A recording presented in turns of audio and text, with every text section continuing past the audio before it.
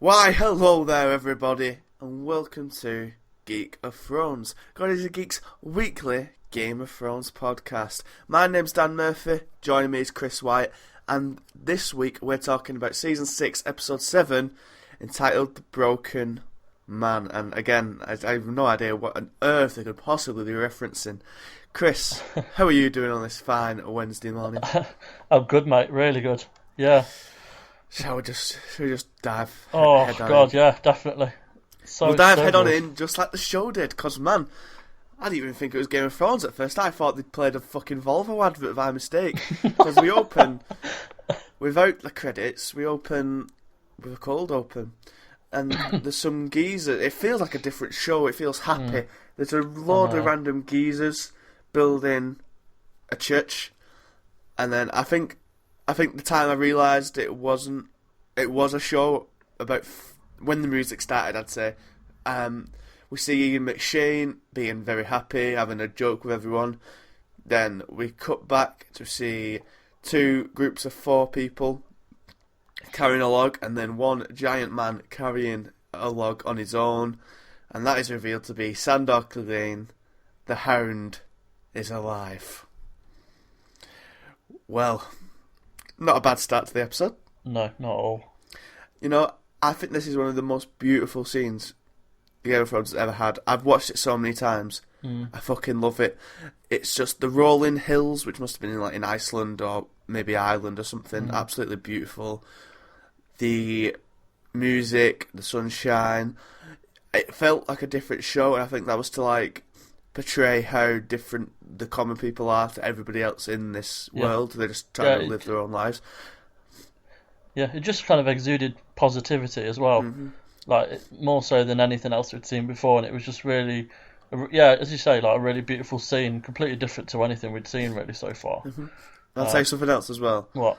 There's a point. It's got the single most realistic piece of dialogue I've ever heard in ever TV ever, and it's when McShane, who plays a character called Brother Ray, passes a dude an axe, and he goes "tar."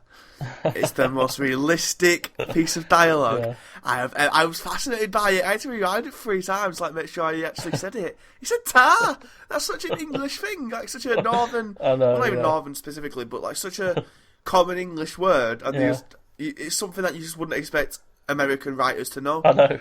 And it's fucking beautiful. But there's not much to say about it other than that. So let's kick on. Yeah. So we have the reveal of the Hound is alive. I screamed. Yeah, it was and fucking then awesome. The credits, and afterwards, the Hound is chopping wood. And over comes Ray. They talk about Brienne cutting him down. Or, when he says it's a woman, I love how it's open-ended. Okay, we all know Brienne was the one who cut him down, but Arya was the one who cut him down emotionally. Yeah. And I think... Yeah, true. I think it's purposely open-ended. Like I said, all the people seem very happy, the most happiest people we've ever seen in this show. They seem content, despite having nothing, which is contrasted with everybody else in this show who have everything and still aren't happy and want more. They're having food, and they talk about how Ray found Sandor. And I said another great line. I love McShane for all of this. He's just so captivating immediately. His accent is fucking brilliant. Yeah. He's great in it. What did you think of his performance? He was excellent. I mean, we all know he's a great actor. I mean, he's been in a lot of good things, but he was just captivating, and every kind of speech he gave throughout the series, it just makes you warm to him, but it also gave you the feeling that it wasn't going to go too well, which obviously we'll talk about, but it just brought so much to the show and a completely different angle to it. The fact that there's not a need for violence, and that there clearly is. Yeah. But that he's just sees things differently, and it's a nice way, because obviously he's brought the Hound to a slightly new way of thinking. And it was really interesting, and his speech about the gods was really good. We'll get onto his philosophy and everything later. Yeah, all right. Yeah. But, yeah. McShane was brilliant. He was just so charismatic, drawing. He was just exciting to watch, because he's someone completely different. And then he goes, he says the Sandor says that hate kept him going. surely for the Mountain. Or anyone else, you think? Oh, definitely no, the Mountain. I mean, ideally in the ideal world, it would be great to see him fight the Mountain.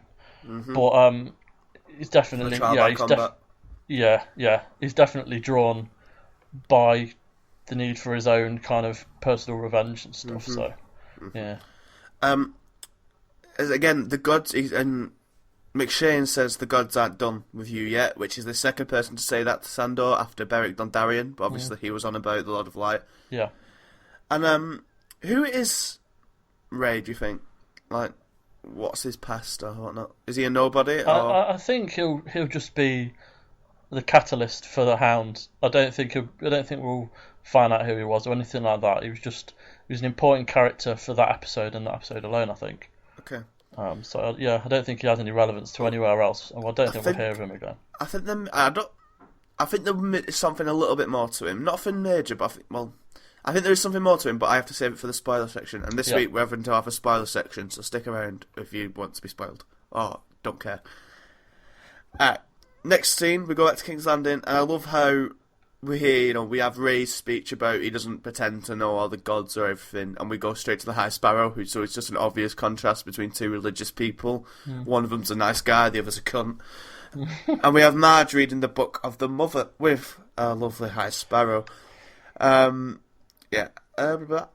think I love the detail on Marjorie's crown, where it's like stags and roses together. I think whilst this show might not be a flashy show, I feel like it was an expensive one with just the amount of detail in it, like this crown, the drawbridge later at River Run with like fish carving in it. There's so much detail in the show. It's absolutely mind-bending if you look at it. A lot. Yeah. So, Marjorie isn't sleeping with Tommen. The High Sparrow is annoyed by this, clearly, even though he masks it. And because he wants Tommen to have an heir, now, is this his aim? Because if Tommen dies without an heir, I'm pretty sure... Well, I'm pretty sure there isn't a clear heir, so there's like a really convoluted where every fucker in the Seven Kingdom could have a claim for it. Yeah. And like I said, if he dies, then... I think the actual heir, technically, is Jaime. But that's like a long... Or maybe it's... Gendry. What? Maybe Gendry, but that's never happening. No, I know. It's like... very convoluted to be in Jaime, or is it someone that's like another family? I can't remember who, but it's like convoluted. So he wants this heir. Like you could just say this is his aim now, isn't it? It's his heir to keep. But if he gets an heir, does he kill Tommen, and then he can just manipulate this new baby from birth, and he can be like how Ned was like what was supposed to be the ruler of the land until Joffrey got old enough. Yeah. If he killed Tommen, like. High Sparrow could just rule it until this king was old enough. Yeah, quite possibly. I mean, I think the aim is to get Tommen and Marjorie's child to be the new heir. I don't think they'll end up killing Tommen afterwards, but I definitely think the High Sparrow is not as kind of holy and as good as he is, simply because of the way he talks to Marjorie about having to sleep with Tommen, because he says. It doesn't require desire on the woman's part, just patience. And I just find that such a cold line.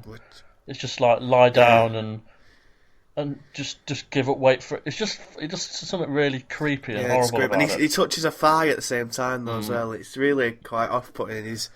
I fucking love Jonathan Pryce in this role because, as I said numerous times this year, he's so creepy despite being nothing but pleasant all the time. Yeah, he is excellent. He's an excellent actor, and it just goes to show in that scene. There's just something really off-putting about him.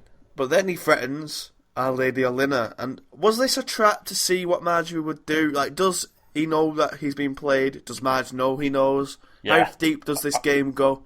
Yeah, I think we all know what Game of Thrones is like. I think it's quite clear that we know Marjorie's playing him, but then... he'll be playing her because he's so smart. He's been so smart up until now to get all these pieces to fit. I think the kind of reveal will be he's been playing Marjorie just as much as she's been playing him. See, I don't know. I feel like if Olenna doesn't even know that Marjorie's like if Olenna fell for it, who is the master of this, then surely these pretenders may have. And I feel like maybe they'll realise it eventually, but Marjorie's put herself in like such a position that she's untouchable now, because if the High Sparrow or anyone kills her, the fucking people will revolt. King Tommen will revolt because it's his fucking fitting bird. Like, you know what I mean? Oh yeah. She's put herself, and I feel like eventually they'll realise, just like Cersei did, that they've put someone in a position that's too powerful to stop, and it's gonna fuck them over big time. Yeah, I mean, that could quite easily happen. But I think with Alina being sent away, like Marjorie, it looks like Marjorie's trying to get rid of her to avoid kind of her getting in trouble. But then at the same time, is Sparrow getting rid of it so she won't be able to affect Marjorie? Maybe. So, but then that could sense that maybe High Sparrow doesn't know, and he wants to get rid of maybe. Elena, so she might influence Marjorie. Mm-hmm. But because Alina, it seems like the person who would literally just fucking kill him right there if you came meeting her. So maybe he doesn't know, and he just wants her out, and that's why he's threatening. Yeah. So he could think he's done a good political move to get an enemy out, but in actual fact, he's helped Marjorie because maybe she's got a plan that'll be like a kamikaze type plan. Yeah, which, definitely. Yeah. Where I think Cersei will destroy the fucking city, but you never know. Could well be Marjorie as well. So yeah, Marjorie goes to Olenna with Scepter Unella at the same time. Olenna, it's the first I've seen Olenna absolutely on fucking fire with insults. God, she so batters good. the Septon. And yeah, Marjorie's playing the game hard. Like, Olenna is fucking fuming. And then, I say the Master's falling for it, but Marge, after like specifically telling her to go home, passes a note. And I love how it doesn't need to say anything. No, it's just a like, sigil. I'm playing the game, trust me, it just needs to be a rose. That's all she needs. Yeah. Do you not feel that Queen of Thorns should have kept up the being angry after Marjorie went close, and shouldn't have, like, because there was an obvious change in what she was doing. She went quiet and meek after Marjorie gave her the note. Do you not think Scepter picked up on that? No, I think she did kind of change her mood, but it could be construed that she realised, and she just sad that she didn't want to go, and that's why her mood changed. I don't think it was anything noticeable. I don't think she'll kind of pick up on it. Well, I hope she doesn't. Yeah. That's what I'm saying. That's why Marjorie's so fucking smart. What she's doing, like, even if the Scepter picks up on something, like the rose, like what you're gonna do is a fucking picture of a rose. Yeah. There's nothing note there, and like, it's like what the royalty have done with Sparrow. It's like you can't really do anything to him because he's not done anything wrong. Where like, oh, what are you gonna do? Put him in prison for fucking praying and being religious or whatever. Whereas like. Marjorie, like, what are you gonna do? She's saying goodbye to her grandmother. You're gonna put her in prison because of that. Like, it's so good. She's played the game so well, and it's fucking quality. Yeah. I think Natalie Dormer in this was great. How there was a moment when she looks up before turning around to the Scepter, who's like, she has to get herself together. Yeah. Because it's obviously quite emotional having to say goodbye to your nan and stuff. Great stuff all around. Yeah, she's ace. Shall we move on from King's Landing? Yeah. Right, we get the first of #Team Stark's recruitment drive, and probably the most successful one. They're trying to get the wildlings on side. Some of them have clamshell armor, which again another detail I really liked. And then we have John. John tries. It's not really going anywhere. But then Tormund steps in, gives a good speech about he died for us and all that. And then One gives his final word of approval. He's looking rather menacing. The wildlings are on side, and then Tormund gives a great line saying, "We're not clever like you Southerners. When we say something, we do it." I think not much to say. I don't think, unless you have anything. But nice seeing John. Just a couple of things. So Tormund, we've seen him. Like, we've not really seen much from him in the recent weeks, other than the glances to the love of his life. But it just goes to show how smart he is as well, because he's a strong man, but he also can talk as well. He can give a good speech, and better than the other two anyway, better than Sansa and Jon do. And the giant, they've got a fucking giant, and I completely forgot about that. Yeah. So even do you not see the scene when they're doing the long shot introducing it, and it's literally you see one sit down, and it's like, fuck me, he's a big cunt. Yeah, it's exactly. Like, so good. So that'll be good regardless. They've got a fucking giant, so yeah. But yeah, he counts. How many men does a giant equate to? Do you reckon? Probably this kind of same amount of people in House Mormon. Fair enough. Is one going to die in this battle? That'd be devastating. No. I don't even know. Did we put one on our death predictions? I don't think we did. I don't think so. I don't know. No. That'd be the most depressing thing. Like I always thought at Hard Home, Yeah. when he was walking into the sea, I was like, is he going to fall over with all the whites on his back? Exactly. Like, He survived that'd have been that. the most depressing thing I I've don't think ever we'll see seen. him die. But anyway, onwards. Cersei goes to Olenna, and the Queen of Thorns is fucking. Whew! Someone get her a fire extinguisher because she's on fire.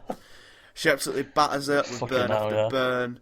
Cersei tries to show she feels guilty or whatever, but Olenna's having none of it and just keeps fucking battering her. She calls her truly awful, vile, the worst person I've ever met.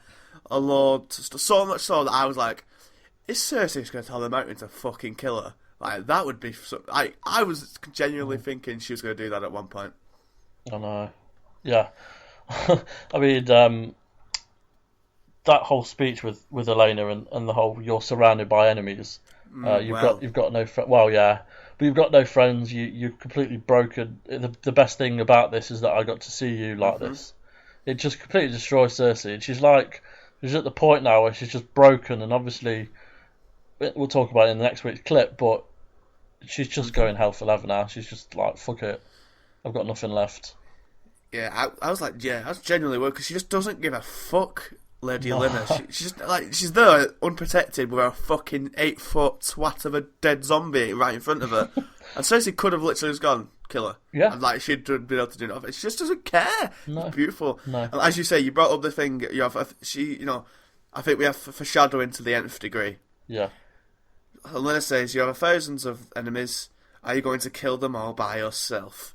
And that's exactly what Cersei's going to try and do, isn't it? She's going to end up losing the trial, or she's going to end up instigating Tommen's death. I think there could end up being like a riot in King's Landing or something, and Tommen will get ripped apart. Something like, I know that's something she always feared, like Tommen getting ripped apart, like emotionally. But I think he could end up being kind of like the riot in season 2 when Sandor has to stop Sansa from getting raped. Yes. I think something like that, but to a massive scale, could happen. Maybe if Cersei does win a trial by combat, though I don't see it. Maybe if Marjorie dies, something like that. Yeah. I think Tommen will die, then Cersei will be full on fuck off. And the caches of wildfire, which we see in Bran's vision, will be lit, and Cersei will try and blow up the city, and maybe Jaime will have to kill her, fulfilling her prophecy. Yeah. Do you reckon? I still think she's gonna die. And I just think it's going to go wrong. I mean, like without, because I'd rather talk about it when we do next week's, because obviously there's a scene in the trailer which is like could be the signal point for it all to go to shit. So I'll leave it till then. But I definitely think she's lost it now. I don't think there's any possible way that she'll regain anything, especially with Jaime as well in where he is. Yeah. I think that's it. Yeah, at the start I thought, like the start of the season, I thought she was getting back on fire. She'd try and regain some influence and stuff, but she's not. Like everyone, the only person she has is Qyburn in the mountain. That's it. And like, and Qyburn, she knows information from Qyburn, but even with the mountain, he's a machine, but he can be stopped. He'll be stopped. Do you know what I mean? He can only go so far. So.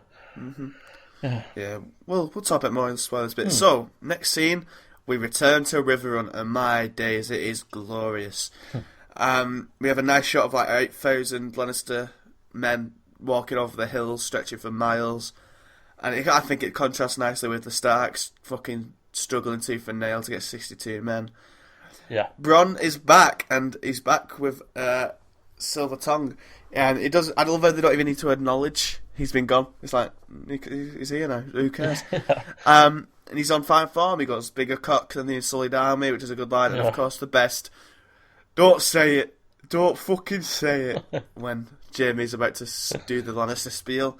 It's very, very good. Yeah. The Free Siege is atrocious. The Jaime waltzes in, unopposed, to see Lothar and Black Walder threatening to kill Edmure.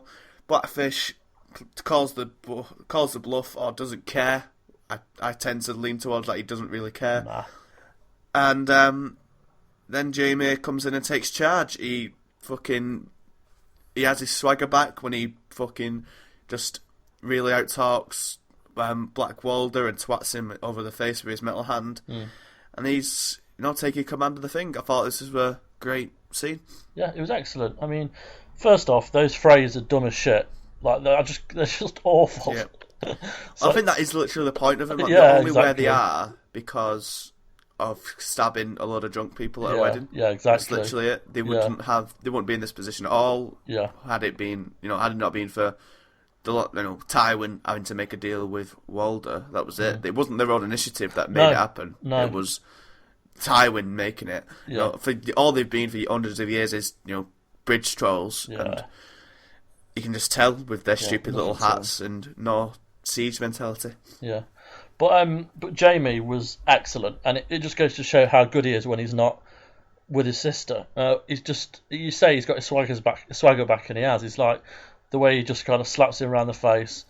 He's a dominant figure, and I think it'll be interesting to see where he goes when he's not with his sister, and if his sister does indeed fall, it'll be a completely different path for Jamie. We'll see more of how he was, I think, when he was with Brienne, completely different side. Yeah, my fear is, and that's especially going off the next episode thing, is that it seems like Jamie's gone heel turn, and he's not forgetting about Cersei, and maybe that was a red herring in the YouTube, and we'll see something else. Yeah, but I'm a bit worried at the minute. But his swagger was brilliant with how he dealt with the phrase. I mean, it's not exactly hard, but it's like he was like half laughing when he was saying it, and it's like just fucking twatted him as soon as he said it. It was great, and hopefully the phrase will get their just desserts at some point. I think so. Oh, my notes are in on disorder. Where the fuck's episode 8? No, scene 8, there it is. Right, apologies. Then we go to Bear Island, which is stunning, and I think one of my favourite bits about this episode, we'll talk about our general thoughts of the episode as a whole after, because I forgot to do it at the beginning, but I feel like this episode really is a heart back to the good old days, and one of the things to that is there's so many long shots of the castles and new places, so we have a great shot of Riverrun, a great shot of where Sandor is. Yeah. Then we have another long shot of the Marmont Keep on Bear Island, which is just fucking stunning. I feel like they may have overdone it a little bit because it's meant to be ugly, and that's why like Jorah's bird hated it and like killed herself or whatever it was. But I feel like their Grand Hall was modest enough for me, so I'll roll with it. Yeah. So we go to Team Stark are trying to recruit some Mormonts. And they meet Lyanna Mormont, and I think Show deserves a massive amount of credit for this, for sticking with like making a 10-year-old the Lord, and not not just having the Maester there saying our Lord's asleep or whatever, our Lady even. Yeah, I thought the actress did a stellar job with what she was given. It was brilliant, she's fantastic. And then I love also that they didn't change her name from Lyanna. They easily could have changed it to avoid confusion, but instead of that, with obviously Ned's sister and whatnot. Yeah, but they didn't, and they mentioned it. They referenced it, and it's another reference of Lyanna Stark, which we'd all leave to what we believe's coming eventually. And I'm very happy. I thought that she killed it, and I'm really happy they went with it. Jon and Sansa gets absolutely savaged by Lyanna. They have to. They have no idea what to do. They clearly need help in diplomacy because they're not very good at it. I think it's just refreshing to see a 10-year-old, a child in this that isn't dumb as fuck and has been brought up to do something and has been put in a position of power and isn't being a cunt with it. Because all the kids who have ever had power in this, just Bran wasn't interested in it. Was just a moany shit. Joffrey was a cunt. Tommen is a pussy. We just get, and with Lyanna, just give her the fucking throne because she knows what's up. Oh god, yeah. She was excellent, and this whole scene was excellent. The way she kind of shot down. She knows about the history of the Stark. She's clever as well. And for a 10-year-old in this kingdom, this world, it's amazing. And the way that Davos gives the speech, she kind of warms to him. Yeah, it makes the scene even better because Davos is just one of the unsung heroes of this show. He's just fucking brilliant. Oh yeah, he's excellent. And the pair look lost when Davos comes to the rescue and just bosses it. He does like an opening spiel, and then Lyanna's like, "Oh, I like you. Fucking keep going, lad." And Davos bosses it. He has a great speech about the dead are coming. Yeah. This isn't your war, my war. This is our war. And he convinces her, right? Why doesn't Jon whip out Longclaw? the ancestral sword of House Marmont? I don't know. This is the one thing in the whole episode that really bugged me. The only thing. Yeah. Why doesn't he get Longclaw out? You know, like, your uncle gave me your fucking ancestral sword. I know. Fucking help us, you know? Yeah. Oh no, totally. I think just because Davos nailed the job. I mean, there could be like off camera he does that or something, but it does make sense to have shown her the sword, because then instantly it'd be like, oh shit, right, okay. But I think with Davos's speech just kind of sealed the deal for him instead. Mm-hmm. And speaking of Davos's speech, like, it kind of highlighted exactly what the plan was and what's going on in the North perfectly, by saying we need to get rid of the Boltons to unite the North against the greater good. Like, the war isn't between a few, he says, squabbling houses. It's they need to unite to fight the Night King, because obviously the dead are coming. And she was like, fuck, alright. Certainly are. So yeah. It's a good scene. And what I know, alright, so yeah, and then they finally get 62 men. Jon is quite 62, and she's like, he's quite set aback, but Davos just said, Davos is like, this is all we're gonna get, and he just goes, if they're half as ferocious as their lady, the House Bolton are doomed. And she's like, yeah, fuck yeah, of course, yeah. I thought that was just really nice. So was she believable to you? Like, I think it was on the edge, like a 10-year-old could do that. I think it really walked the tightrope, but I think it made it. And I think what did it was that she was constantly talking to her maesters, or a soldier, head of command of the army or whatever. And she wasn't scared to ask for advice, but she was also headstrong in her own decisions. She was obviously smart and educated. She was obviously brought up this way. And I feel like for any other house, it would have been a bit unrealistic, but with House Marmont specifically, which are famous for breeding warrior women and stuff, it worked for me. Oh yeah, she. I mean, the thing with Game of Thrones, different to every other TV show, is that child actors are very kind of give or take. They're very wooden, and that's just not their fault. They're learning, they're kids. But with this show, every child in it has been excellent, and this girl, she's got the balance of the power that she has because she's a Mormon, but also she's still learning herself. So when she does look to the master, it's just for like just a quick what's that mean? And then it'll be like, right, it means this, and then she'll be like, right, cool, and then she'll go off back to them and be like, nah, fuck that, we're not doing that, or yeah, go on then. She's just very assertive, and she's just very good in the role, and it suits her perfectly. I loved it. I think it's just brilliant. I loved how they committed to doing it, because they easily could have gotten out of that if they couldn't have found the right actress or whatever. And props to whoever that does the casting, because as you say, they nail pretty much every child actor. Yeah, definitely. They had great Kid Hodor this year, who was brilliant. Yeah. They have I think the actress for this is called Bella Ramsey, and this is the first thing she's ever been in, and she's got quite a career ahead of her, to be fair. Yeah. Jaime goes to see the Blackfish. That's the level of detail in this is amazing as well. Like, they have a full-blown drawbridge for this one scene that has fish carvings into the panelling and stuff like that. And River Run's magnificent as well. It sits like on a trident of a river, so where rivers meet. So it's a great castle for a siege, as Brendan says, because they've got fresh water coming in. They obviously have food. They can fish in the river. He's got 2 years, as he says. They talk of the bridge, and I think it's great. I think it's contrasts nicely with Cersei and Olenna, because it's another old guy putting a Lannister down. But I think Jaime handles it a little bit better, obviously. Yeah. And Blackfish just batters him, really. He says, making with Oathbreakers, like building a quicksand, which is right. Like, how can Jaime possibly think anyone will ever do anything for him? It's not even the king thing. It's like, for him, it's not bringing Sansa and Arya. And I feel like, I love how Blackfish is just like, I presume you've brought your nieces? Yeah. No? Oh, I presume you're coming back in my cage then. He's just, I love that.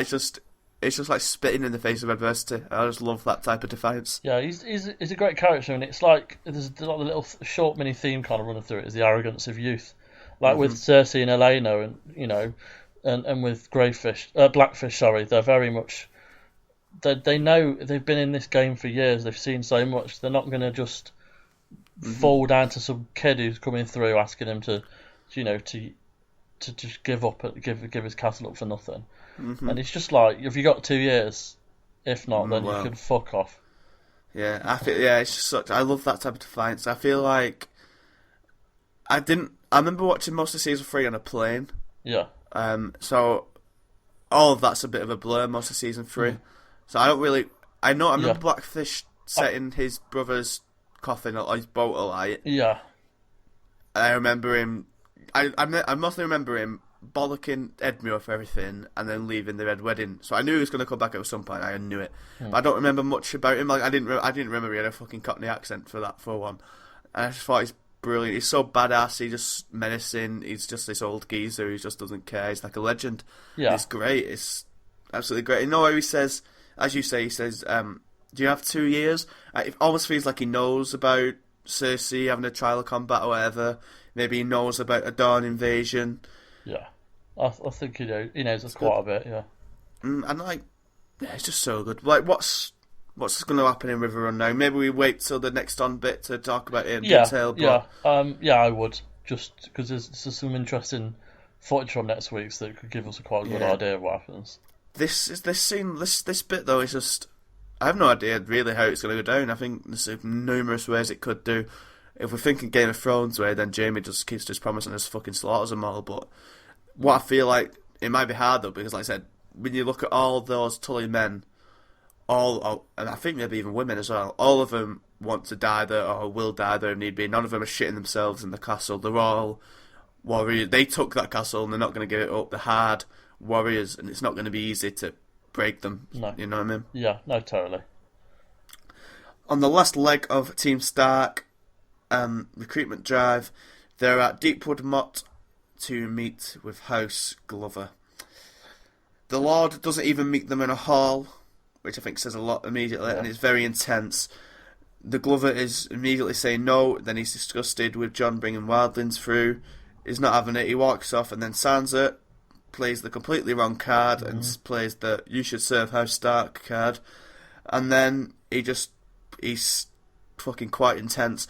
And he says a tragic story of how his family was prisoned, the subjects were killed, as the Greyjoys took the castle, how he had the help from Bolton's, for that matter, as well, to retake it. And it just fucking highlights how incredibly fucking stupid Rob was. And I feel like, is the Stark... Obviously the point of these last couple of scenes is to show how shit Jon and Sansa are at diplomacy, really. And is it to show that maybe the Stark name doesn't hold as much credence as we all thinks it does? Yeah, well, it doesn't. It doesn't. And like, obviously with Ned gone, Ned was the real Stark that we all associate with this powerful house. And then Rob fucked up massively. We all know that, And the guy who plays the leader of House Glover is an excellent actor, Tim McInnery. He's been in loads of stuff, but he just kind of... He nails the mood of pretty much everyone who used to be sided with the Starks now look at them as that they are. Well, he says the Starks are dead, and to many people that is the case. So I do think that will change. I do think the Stark's name will change, and it'll hold some kind of weight to it in the future. But it's going to take a little while before anyone starts to kind of really trust the Starks. Why don't they just go with the White Walkers are coming speech again? Like, yeah, I let fucking wildlings in, but I fucking got killed and brought back to life. They need to be here because the White Walkers are fucking coming. Why doesn't he say that? It seems like the most convincing argument. I think it does, but I think he just wasn't having any of it. Too samey for a TV show. No, I don't think so. I think it's just the guy, the leader of House Glover, is very much like it wouldn't matter to him. He's very he seems very ignorant of them altogether, and he doesn't. I mean, we all know that the dead are coming. He might not have any idea about them. He could assume that they were lying to get him to join them. Anything like that. He's not naive. He's not gullible enough to fall for it. I think he's just set. He knows what he wants to do, and he doesn't want to side with the Starks for anything. So okay, now there's something with the Stark recruitment drive that I want to talk about in the spoiler section. Yes, this week, ladies and gentlemen, I don't know if I've told you already, but I'm telling you again. We're having a spoiler section proper, because where stuff that's in the books may come into the TV show in some way. I've not read the books, so I don't know all the details, but I know enough details to tell you why I think they're going to happen. So if you want to stick around for that, stick around. And a thing called the Great Northern Conspiracy is something I'm going to talk about. Yeah. The Greyjoys are in Volantis, and they're in a brothel. Theon is quite understandably, visibly uncomfortable. Yara is anything but. They have a... I don't know if it's kind of touching, but it's a tough love of the nth degree scene. It reminded me a lot, actually, of Kevin Spacey Frank Underwood in House of Cards when he... have you watched it? I've watched a fair amount of it, yeah. No, so I remember in the season 1 when he tells Corey Stoll to either cut your wrists or stop being a cunt when they're in the bath. I feel like it reminded me a lot of that. Yeah. And it's a bit, maybe it was a bit unrealistic of a psychological help scheme, but it kind of seems to get through to Theon. So she makes him drink ale, tries to get him up, tries to make him snap out of it, and he says something like, "We'll have justice. I don't want justice." And he's like, "If justice, I'd be dead." And he's like, "Fuck it, then revenge." Yeah. I love that how I know you had a few bad years, bad fucking years. Love. It was just like such. It was just like such a. Yeah, it was just like such an honest reaction. I think. I think it really was. I think it was easily my favourite scene of the show. Really? Really. I'm really starting to love Yara. Yara's great. Yeah. And the Greyjoys' plight now. I love where it's going. And obviously she says we're going to go and convince this Daenerys to side with us. She's a born leader, and it's a shame that it's happened how it has with the Ironborn. But I think eventually that will change. But I just love the scene. I love the fact that Yara, she loves her brother so much, and it is tough love, but it works. And she seems to be the only person that can get through to him. Mm-hmm. And by making her drink that whole thing of ale or mead or whatever, he's slowly she wants him to become Theon, and he's slowly coming back round to the notion that he isn't some. What does she say? She says cowering like a beat dog, and that is perfect. Like some rat shit impersonator. And that's exactly what he is. Yeah, it's great. I just really liked it. Yeah. Yeah, it's like then Theon gives a look up with inspirational music, and it seems like he's got it. And I still feel like the moment that Theon meets with Varys and Grey Worm, when he meets people in power who don't have a dick.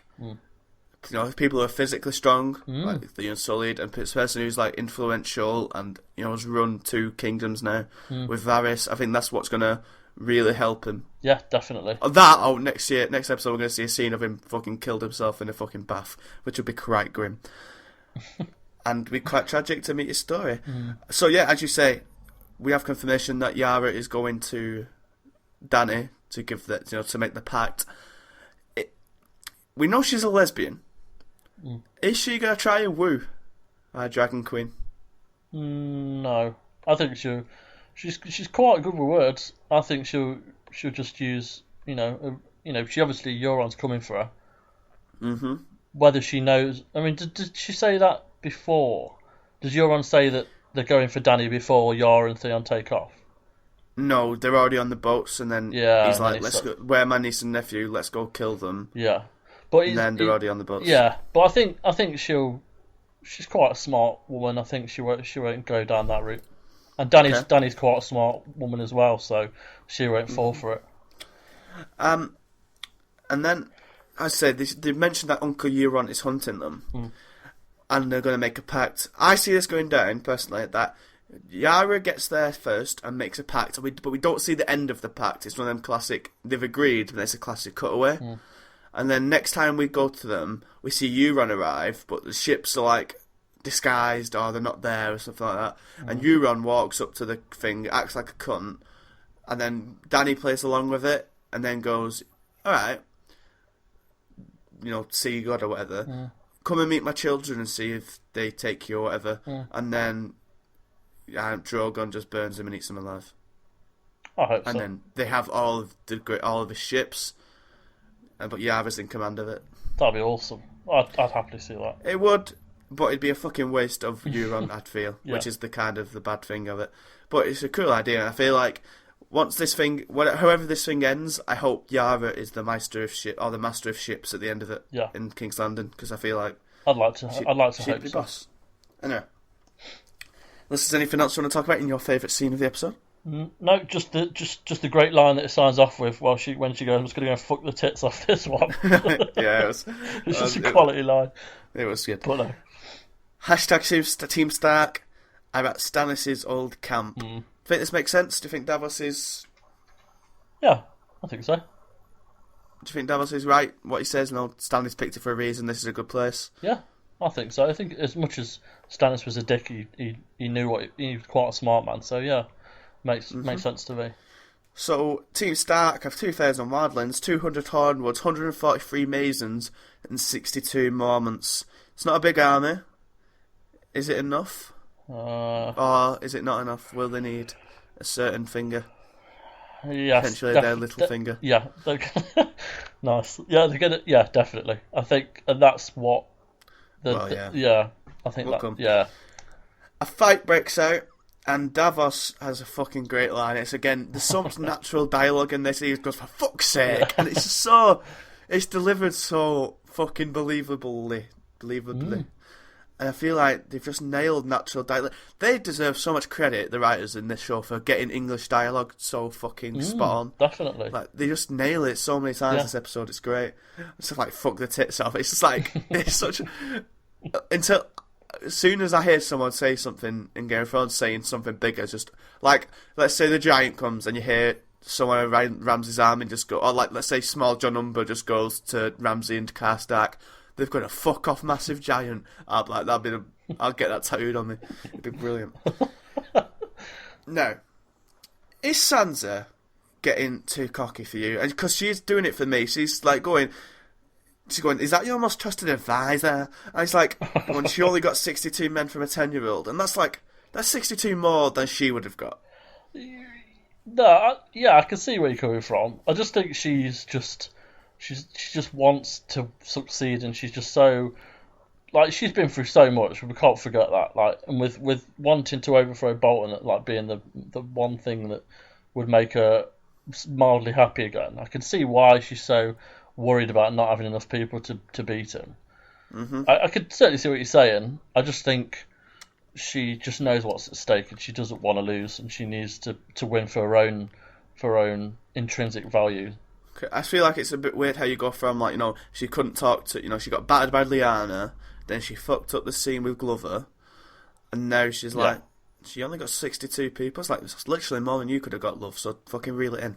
But anyway, what else I love about this scene, right? Lyanna has gone with her men. What a little fucking badass. Oh, yeah. She's there with her 62, which I feel like there's more than 60. I feel like there's 62 soldiers, then you have the master soldier guy who's obviously a soldier.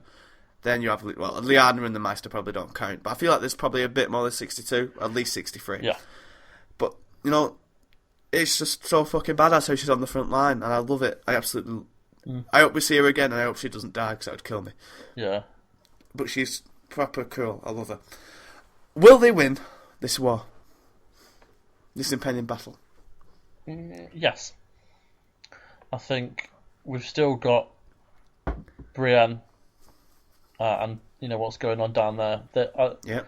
I think there'll be they'll help. I think I can't see the Starks losing again, suffering more than they already have. There's enough Starks in this episode that have suffered. We all know about what happens in a bit. They can't lose. I don't. As we mentioned in the last episode, that Ramsay won't die, but the Boltons will lose. They'll lose enough. Okay. Yeah. House Manderley keeps getting conspicuously mentioned. They've sent ravens. They think that he might be on the Boltons. This house leads to the Northern Conspiracy, which I'm going to talk about in the spoiler section if you want to know about it. It's quite cool. Sansa writes a letter, and I think we all know it's to Littlefinger. There's no... Well, it is to Littlefinger. I've seen it fucking hyper fucking enhanced turn around and shit, so it's to Littlefinger. Will this be a fuck up? It's $1 million question, isn't it? Or will it go as planned, but then she's got Littlefinger with his claws into the north, because obviously John's just going to think, oh, there's fucking saviour.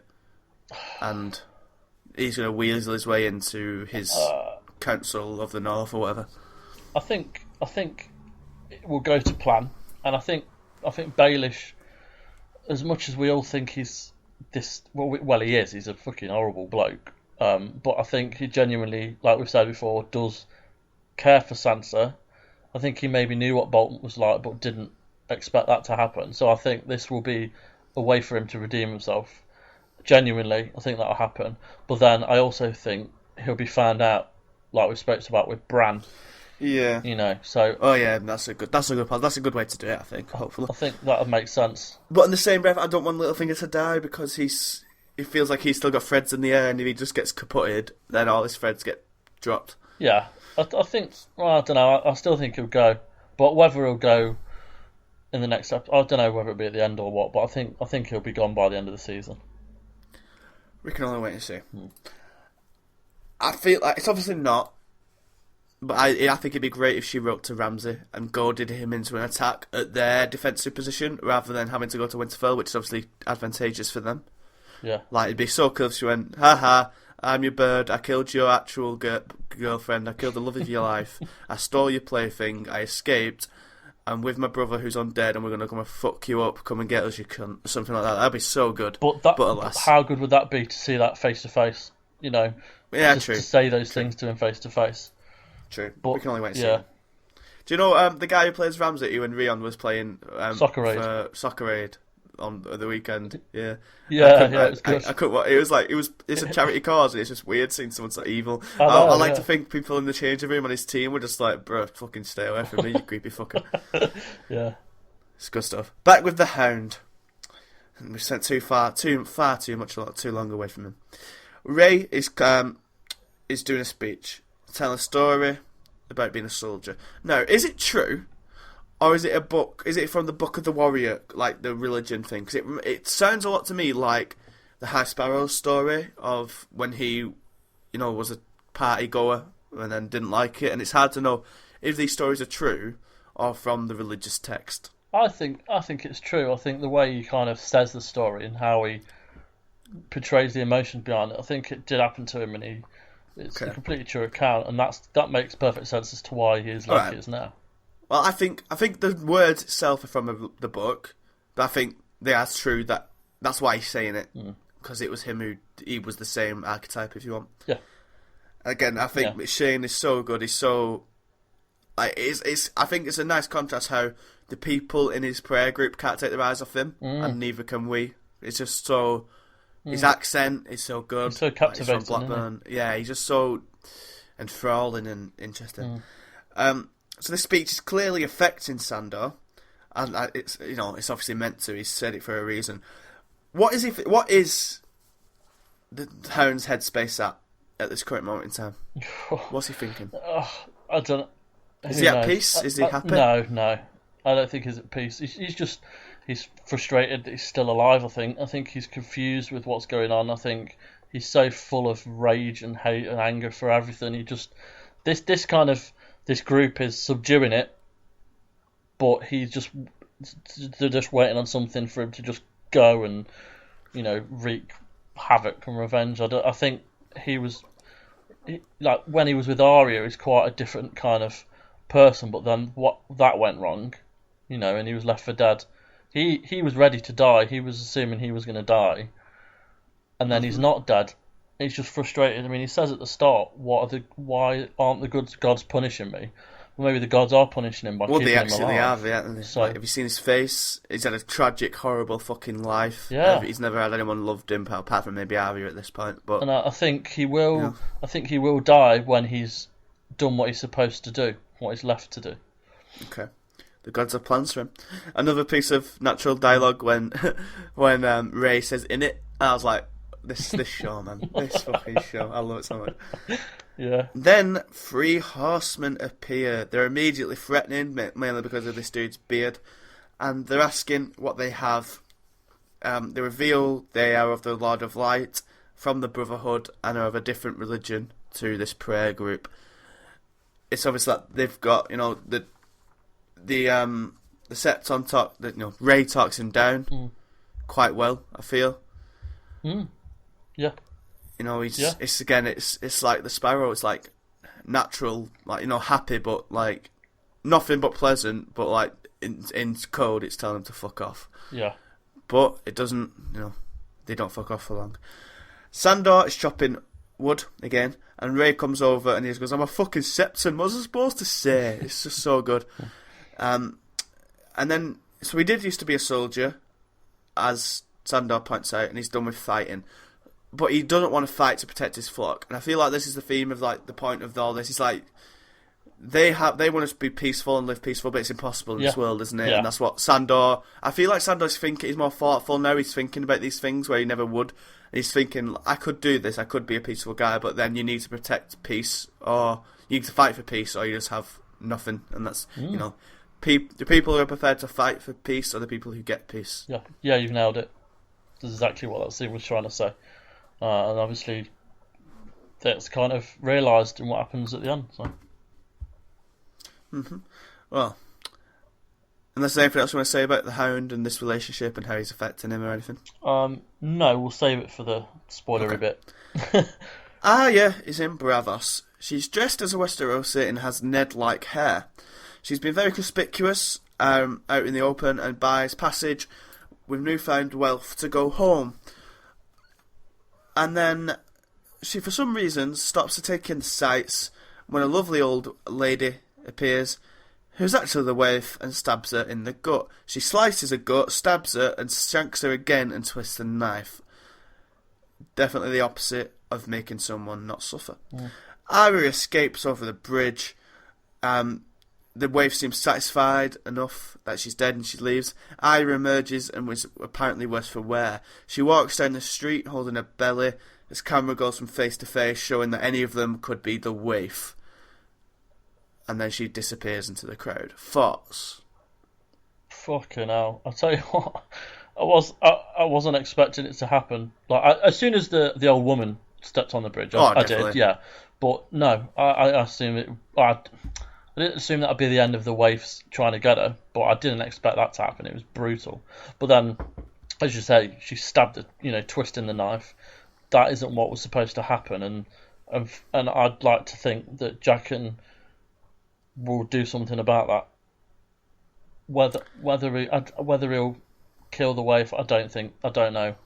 Something will happen there with Jaqen and the waif and Arya before she ends up going back to Westeros. This, to me, either Arya wasn't stabbed, or it wasn't Arya at all. Because it's just clear to me. She's gone from hiding in a dark sewer, like sleeping with Needle, in the dark, hidden, to flaunting money, dressing like a Westerosi, which is so obvious, going to the most obvious place. She's gone to the most obvious place where fleeing Westerosi would go, the fucking harbour. Arya wanted to be found. She's lured the waif out to be attacked. Now, to me, it's either Jaqen or whatever. It's either a faceless person as Arya, who's going to punish the waif for obviously making her suffer and not confirming the kill, not getting the face, anything like that.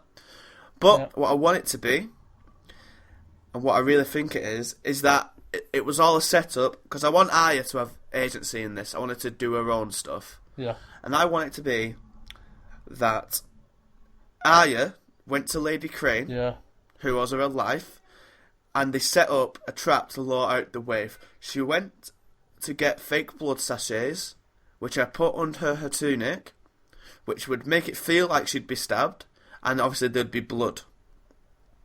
She went to a spot there she could easily escape, which is the bridge, after being attacked, and she knew that the waif would stab her in the gut because she knew that she wanted her to suffer.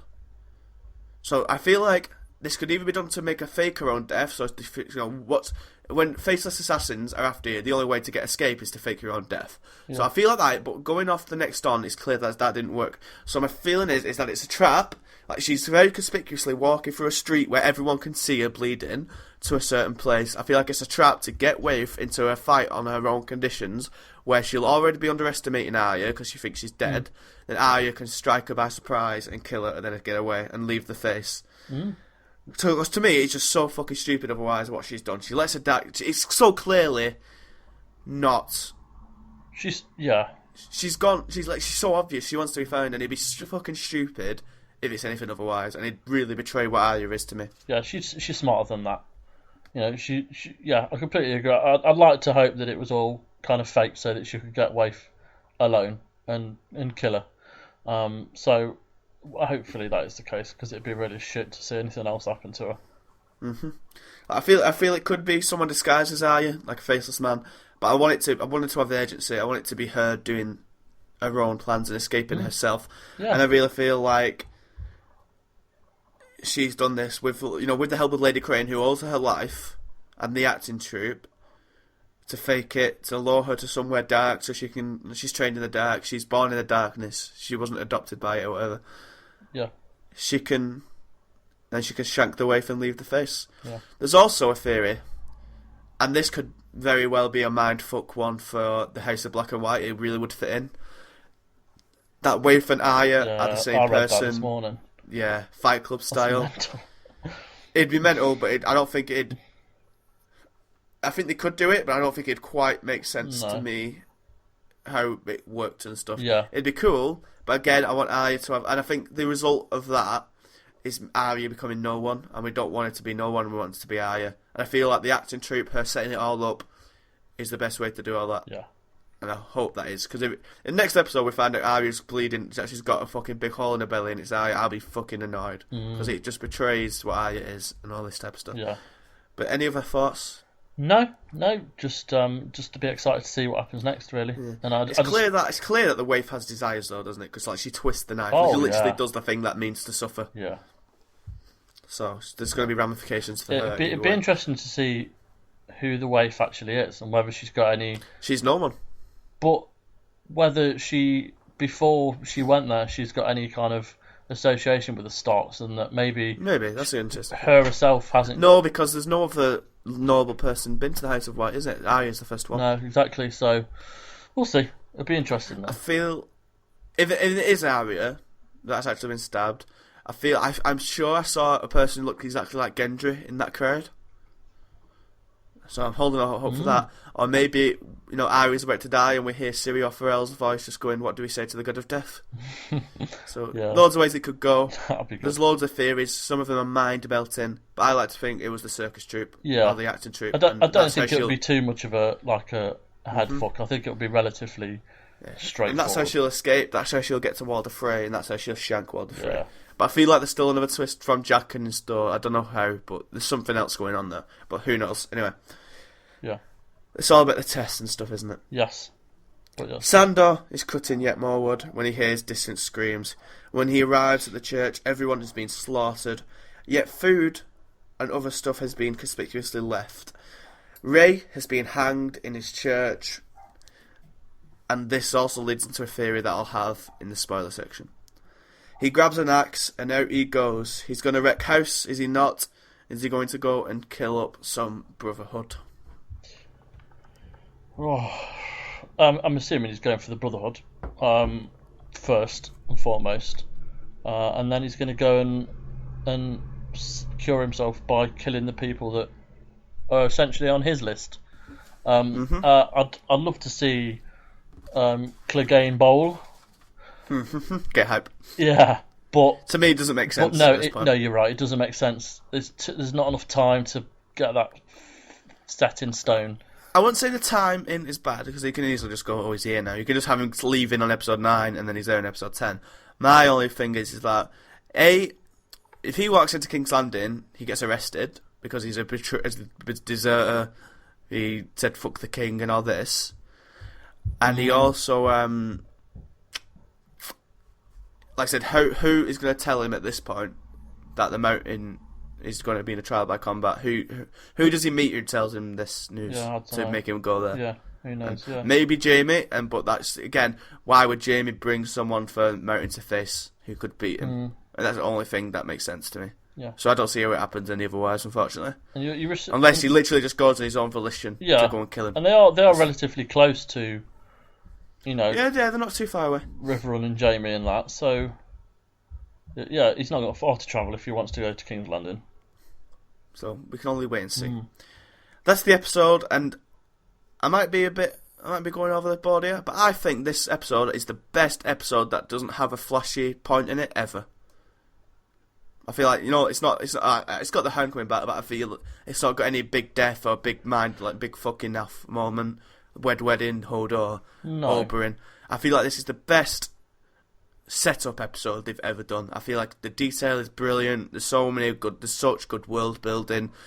Everyone's on point. There's so many great conversations and great lines, and I fucking loved it. I thought it was a brilliant episode. Really did like it. No, it was, and it just goes to show that not every episode needs to have a what the fuck moment. This was just about writing at its finest, and the nuances with the kind of different languages and families and stuff, and it just threaded together a really good episode. Yeah, I feel like it reminded me of like why we got into Game of Thrones in the first place. There was talks, there was meaningful conversations, there was political manoeuvring, there was slow build-ups to massive payoffs, hopefully. There was great world building all over the place. There was like long shots of the castles, which were just fucking beautiful. And there was lots of cuts to different places all the time. We didn't have all of Hound's scenes in one go. We had them spread across the whole episode. It was really fast, really high energy. And I thought it was a fucking brilliant episode. Yeah, but they do need to have payoff in these last 3 episodes, which I think they will do, because these next 3 episodes are the longest stretch of episodes ever. They've made the rest of the season shorter so they can have these last 3 episodes longer. Right, okay. The next episode is directed by the same guy who did this one, but the last 2 episodes are being directed by Mikhail Shapochnik, who did Hard Home. Right, oh god, right.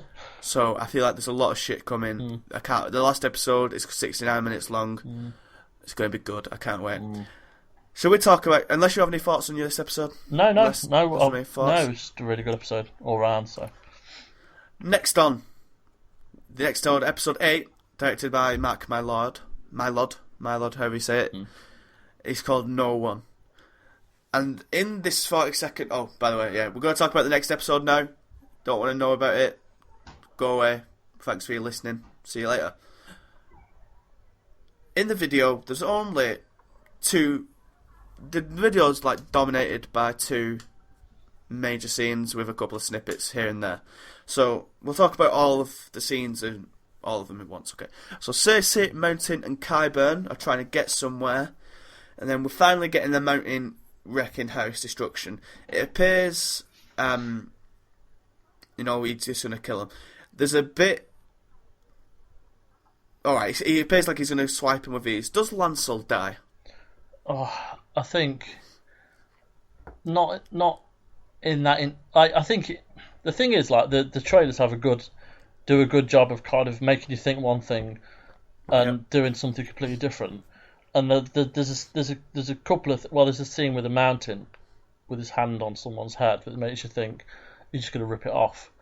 But I don't think we're going to see Lancel die in the way that we've seen in the trailer.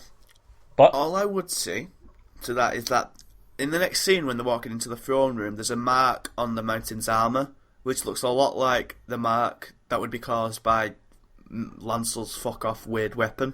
Oh, right, if he's hit the Mountain, unless Cersei specifically tells not to kill him, I don't think the Mountain restrains himself from just fucking killing him. I really hope it happens. Like, don't get me wrong, I'd love to see it happen, because something needs to happen. Yeah, so, we're having the Mountain destruction at long last. We've only been waiting for nearly a year for it. Then Cersei is in the throne room. I think I spotted Tommen, and then he's talking to either Margaery or Pycelle, but I couldn't quite make it out, which is, I don't know if that's a dig or positive vibes to either of them.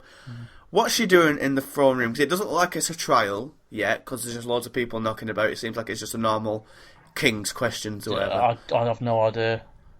It's thoughts as what she could be doing there? Not really. I mean, what do you think? I've no idea. I don't know either. I feel like... I don't know. It's a good one, and I don't know. Maybe it's an announcement of who the Faith's champion will be, which at this point probably be Loras, until we know different. And I don't know. I really don't know how it's going to go. But it's interesting how she's on the move and she's angry now. Yeah. Which is good. Yeah. In the Riverlands, Brienne and Jaime are together again. It seems like Brienne is trying to convince the Blackfish to surrender, so then they can go and save Sansa. Blackfish and Brienne are drawing their sword in some type of tunnel. And people, the Freys and that, are marching at night. Jaime tells Brienne that he'll kill all the Tullys to get home to Cersei if he needs to. And then Brienne says something along the lines of, if the Blackfish doesn't surrender and you want to attack, I'll be compelled to fight you. So maybe we could have another badass Jaime-Brienne fight. Which would be a shame. Jaime needs to resolve this quickly, whatever happens, to keep up the legacy of his father. He has to be decisive here. He can't wait 2 years. There's too much going on. So what the fuck is going to happen? I don't know. I mean, I'd really like to see Jaime stand down from trying to get to the castle. I don't think for 1 second that Brienne will encourage him to go north, but other than simply kind of snapping out of this thing with Cersei, I don't really know. I feel like the best. See, I don't know if the king cares about a result. He just wants a result. I feel like the best result for the Riverlands would be to get rid of the Freys, because the Freys are just cause. This isn't going to be the first rebellion. This isn't going to be the first time they capture Riverrun. No. I feel like if Brienne just goes, just kill the Freys, and just let the Tullys have Riverrun, you can fuck off, and then you've not got unrest in the Riverlands. Yeah. So that'd be good. That'd be really cool if they get red weddinged and they just kill them all. But in a trailer, maybe in a pre-season trailer, there was like a scene of the Lannisters' army in Walder's Keep. Yeah. So maybe unless they literally just slash them all to death, which would be cool, but it'd be like villain killing a villain, wouldn't it? Yeah. I don't know. It'd be cool. I feel like that'd be the best result, but I don't think it is. I feel like they're all in the twins to celebrate wiping out the Tullys. Yeah. And I think that's going to be bad. I feel like Blackfish is going to die die fighting. Oh. But it's going to be bad. I hope not. But there also is a scene of Brienne sneaking away on a boat. Maybe she leaves with Pod, Blackfish, and a couple of other men, and he leaves the Tullys. Or maybe they all escape to go and help Sansa. They think they've won, but later they're going to have a full army to come back and take the castle back again. I hope so. That'd be a nice way to do it. That'd be a happy way to do it. I'd like to see Blackfish get wind of Sansa being alive up north. Brienne's definitely given him a note, and I imagine that still be the letter that Sansa has written. So there's different ways it could happen. I'm not sure quite how yet. Yeah. The Hound is about to cut a head off, and something is shaking a chandelier in Marine. Are the dragons back? Is Drogon back, or are the dragons just out of the little cave? I'd like to see Daenerys come back and be like, I know exactly what I need to do, what's going to happen. I trust my dragons. Let them be free. Then it's going to just be what should have always been the case, and just free dragons just flying around. Daenerys with this fuck off army ready to go and invade. Yep. And that's what I'd like to happen. I think that needs to happen. The dragons have been in captivity for the whole of the series and more, and it's just a bit. I'd like to see them out. Then finally, Arya and Waif are having a parkour chase. This is going to end up. The episode's called No One. It's going to resolve Arya's time at the House of Black and White. Yeah, definitely. But how? So it'll be interesting. Yep, and it's clear because Arya's jumping off a roof, so it's clear she's not that hurt. So we can only see how that goes. Yeah. Now, there's also a bit in the synopsis, I think, of this episode that says Bran learns a great deal. So I wonder if we get Terror of Joy resolution, or maybe other things. Maybe we do finally see Littlefinger betray Ned. Maybe we see other stuff. See, I'd really like to see a lot of stuff get resolved before the last episode, because I really don't want them to shove everything into this 69-minute episode, because there's clearly going to be something happening at the wall, which is going to take a lot of time. The battle in the next episode after this one is going to take up a considerable amount of time. There's a lot of they don't have to tie up everything, but with the show coming to a gradual end, stuff needs to start happening. I think it'd be perfect. I don't think they need to close everything. No. But for the last 2 seasons, we're just going to have a big war for all of it. That's not really Game of Thrones. But this Tower of Joy they need to start wrapping stuff up. thing is integral, and I think to do that in the next episode would be brilliant. Yeah, and I still think we might see Howland Reed this season. I still think we might see him. Yeah. But anyway. Yeah. Thanks for listening, everyone. That was the next on bit. Now, we're going to go into spoiler stuff. There is going to be stuff in the books now. That's not happened yet, but could be happening, and that's why I'm saying I really think it could be happening this in the next few weeks.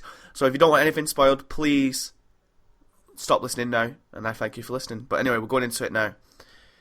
Right. The Great Northern Conspiracy is to do with House Manderley.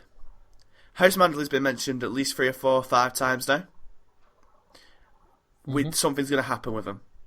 And basically, the thing is that the House Manderley act as if they're on the Boltons' side and are loyal to the Boltons, but actually they're not. So Davos is sent there to negotiate for their army, but when he goes there, there are 3 free soldiers who are camped there because they're on their way to Winterfell for Ramsay's wedding.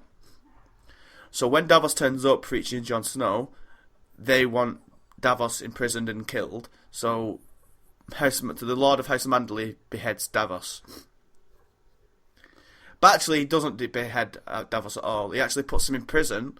He actually beheads a 2p nobody who kind of looks like Davos, and then he dips his head in tar and puts it on top of the fence or whatever. Yeah. He goes and sees Davos and tells him that I'm not on Bolton's, I just need to pretend to be. We're all still Stark. We're just trying to make a way to fuck him. We're looking for Rickon and Osha. We're doing this, don't worry about it.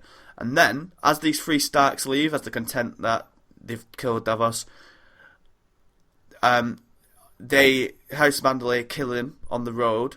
They butcher the body, and then, as the Lord Manderley goes to the wedding, he gives like the House Frey brothers or whatever, or other people, these pies, and then he asks the band to play a song called "The Rat Cook," which is about, remember Bran's story in season 3, about a cook who served he made someone into a pie and served it him. Oh God, yeah.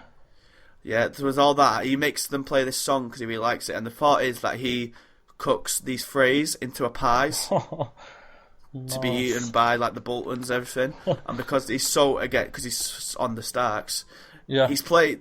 Then eventually, this Lord Manderley is killed, but because he's so fat, they feel like that. Apparently, there's like rumours like his throat, because his throat was slit, but because he was so fat, he didn't completely get through, and he was healed by a Maester before he could die. Jesus. And there has been a casting call for a Fat Lord this season. So I feel like, I don't know if we'll get I don't know how they could do the eating pie thing. But I feel like we're definitely going to get a Northern conspiracy of some kind. What do you think to that? That'd be really interesting. There's certainly something else that's got to happen before this kind of arc ends, so it'll be interesting. I mean, I've never heard that one before, so that's quite interesting to me.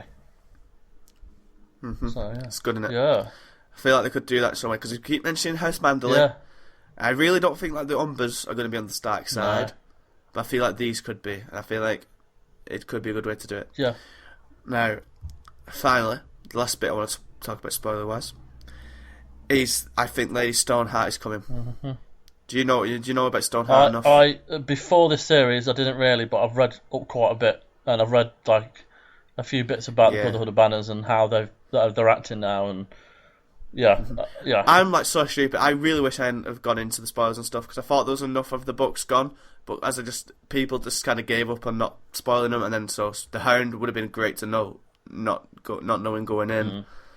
I think, and obviously Stoneheart got spoiled for me fucking ages ago as well. I mean, like I mean, I've not read the books like yourself, but the Lady Stoneheart was supposed to happen a while ago, wasn't it?